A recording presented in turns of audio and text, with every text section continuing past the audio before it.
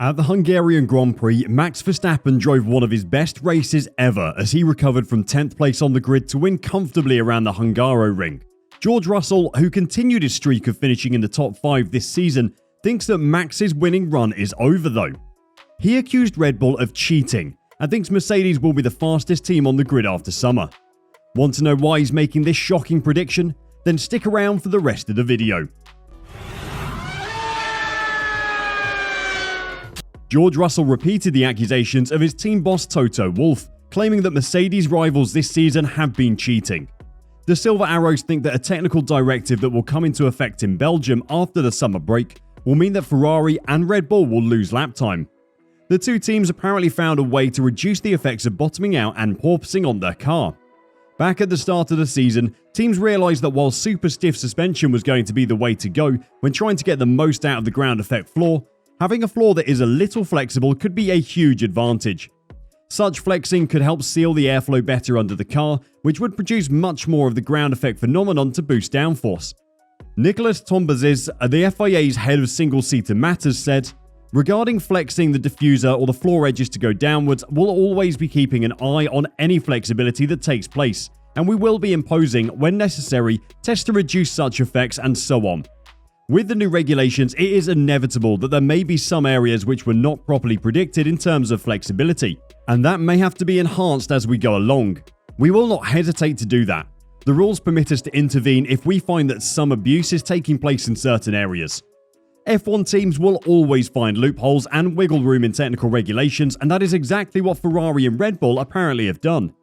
Mercedes team principal Toto Wolff has described the loophole in the regulations he thinks is being exploited by Red Bull and Ferrari as a shocker. Section 13 of the technical regulations prohibits any flexing of the floor or the wooden plank by any more than 2mm. The plank is designed to act as a skid block so that the teams, try as they might, cannot run their cars lower than the regulation ride height. As a result of that purpose, there is a limit to how much the plank is allowed to be worn away during the race, and if there's not enough wood left underneath the car at the end of a race or session, drivers will be penalised. This year, the regulations state that there are 2 specific parts of the plank that cannot flex more than 2mm, but there is one part, at the back near the driver's seating position, which is not directly mentioned. Ferrari and Red Bull have apparently been using this to provide more padding for their drivers, and this helps alleviate the same porpoising and bouncing that Mercedes have been experiencing this year. After taking his 5th podium of the year at the Hungarian Grand Prix, George Russell seemed confident that there would be plenty more to come from him. He said, "Spa is going to be interesting. There is some changes to some of the regulations which may bring other teams towards us. I think we as a team have a lot of confidence in ourselves and faith that we're doing a great job, and there's no reason we can't be in the mix." There is no doubt Ferrari and Red Bull have pushed the regulations in that regard, and we have respected it as the regulation was intended. Ferrari, who started incredibly strong this season, have struggled recently with engine reliability problems and some terrible in-race decision-making. The last thing they needed was the FIA getting involved and forcing them to make changes to their car. Unfortunately for them though, team principal Matteo Binotto quickly admitted that the clarification regarding new tests on the floor will require his squad to make some modifications. There will be some changes which will be required because now a new clarification has been issued with new tests, which is required on new requirements, new specification, Matteo Binotto said. "It will take some time to do it, so at least I think it's good to relax it to Belgium, because porpoising not being a subject, there is no need to rush. We'll have to wait and see how much of an effect it's going to have on their car though. It seems unlikely that Ferrari are going to be able to contest Red Bull and Max Verstappen in either championship anyway, but they are a threat from the resurgent Mercedes squad. As we go to the summer break and take 4 weeks away from racing, Ferrari will be very aware of Mercedes sitting 30 points behind them in the Constructors' Championship. The Silver Arrows have taken the 2nd and 3rd step on the podium in the last 2 races, and George Russell thinks that will continue, in part thanks to Ferrari having to change their floor. He said, "There's no guarantee that it would bring them closer to us. We know if it was on our car it would make us slower. There's no guarantees, every car is different, but it's not going to help them, that's for sure." Mercedes boss Toto Wolff called the FIA's revelation that some teams were using flexi floors a shocker. Despite being shocked, he seemed to have a pretty good idea of how teams were achieving it, and confirmed at the Austrian Grand Prix that 2 tricks had emerged in the last discussions. As a matter of fact, some teams have skids that actually disappear when the car hits the bottom, he said. The reason for skids is that they are the limitation of how much plank wear you can have. And if a skid can disappear miraculously into the floor, that is clearly against the regulations. Apparently Red Bull and Ferrari have found a way to let the skid retract when it hits the track surface, but doesn't retract when the FIA do their tests. This retraction means that the skid doesn't wear as quickly, so the skid passes the FIA wear test at the end of the race. Toto continued by saying, "Then the second thing is a plank that can deflect or that basically also moves away more than the tolerances should be.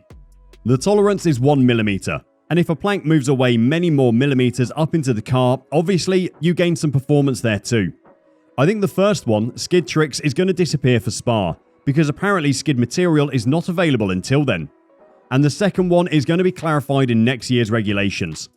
Despite Mercedes being convinced of wrongdoing by their rivals and Ferrari admitting to the fact that they have broken the rules, Red Bull have denied the allegations from the Silver Arrows. Horner denied any wrongdoing as he claimed the changes would not impact the team's pace. Instead, he used the opportunity to hit back at the FIA, as he stressed teams needed an urgent update on the regulation changes for next season. He claimed, "Ferrari still has a quick car and Mercedes are coming back at us. Maybe we don't need to TD in Spa. The technical directive has no effect on us. We need quick clarification on what the rules are for 2023. I hope as early as this week. It's 10 past midnight for next year and Cinderella has already left." Horner has been very vocal about the FIA having control over how the teams set up their cars and didn't like how the original technical directive was implemented. At Silverstone, he still didn't sound happy about what was being done. He called it a dangerous avenue to go down. "It's certainly not a precedent that we want to go down, otherwise setups will be being dictated by FIA directives," said Horner. Despite his complaints about the new technical directive though, his team are still the fastest on the grid, and if what he says is true, they'll probably still be the fastest on the grid after the summer break. The Hungaroring is traditionally a very hard track to overtake on due to its flowing corners and short straights, but that didn't seem to stop either Red Bull driver as they made pass after pass to make up their terrible qualifying performances. Sergio Perez got caught out by a lap time being deleted and then reinstated, as he could only manage 11th fastest in qualifying. It was a shock for the team, as in the same Q2 session, Max Verstappen managed to go fastest. That Q2 time of 1.17.703 would have been fast enough for P4 on the grid if he could have repeated it in Q3, but a power problem in Q3 meant he only started 10th. He managed to pass much of the field with ease on Sunday though, and finished comfortably in first position as he nursed his medium tyres home. Perez managed to recover from 11th to 5th during the race and ended up splitting the Ferraris across the line. It was a great drive from both drivers and really proved just how much pace is in the RB18. George Russell and Mercedes might have been hoping that the change in how the FIA measures the floor flexion and wear will affect Red Bull, but unless Horner is completely lying to the media, which is possible, then the RB18 will be just as fast after the summer break as it has been all season. Mercedes have still got a long way to go until they can match Red Bull for lap time, so you Lewis Hamilton fans who are looking forward to a race win this year might have to start praying for some mistakes by Red Bull after the summer break. Do you think Mercedes will be able to fight Red Bull after the summer break? Or will the change in testing actually have no effect on Red Bull at all? Let us know your predictions in the comments down below, and until next time, drive safe and bye-bye.